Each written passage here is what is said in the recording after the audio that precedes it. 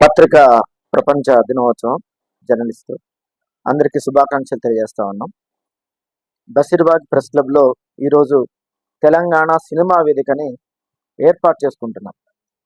11 ఏళ్ల ఈ తెలంగాణ స్వరాష్ట్రంలో సంఘం ఏర్పాటు రావడం అనేది ఆలోచించాల్సిన అవసరం ఉంది.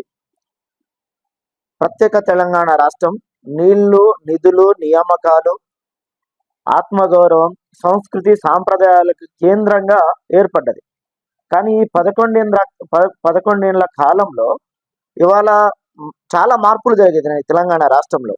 కానీ మార్పులు జరగని రంగం ఏదైతే ఉందంటే అది ఒక సినిమా రంగమే.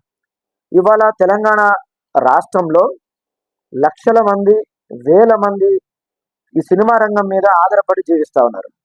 కానీ తెలంగాణ సినిమా రంగం మీద ఆంధ్ర సినిమా పెట్టుబడిదారుల వ్యాపారం, వాళ్ళ పెత్తనం కొనసాగుతా ఉంది.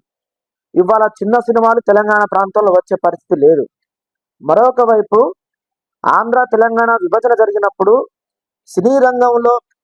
తెలంగాణ సినీ రంగంలో జరగాల్సిన మార్పులు జరగలేదు, లేదా వాటా కూడా కాలేదు. ఒక పూర్తి స్థాయి తెలంగాణ ఫిలిం ఛాంబర్ నడుస్తున్న పరిస్థితి కూడా లేదు.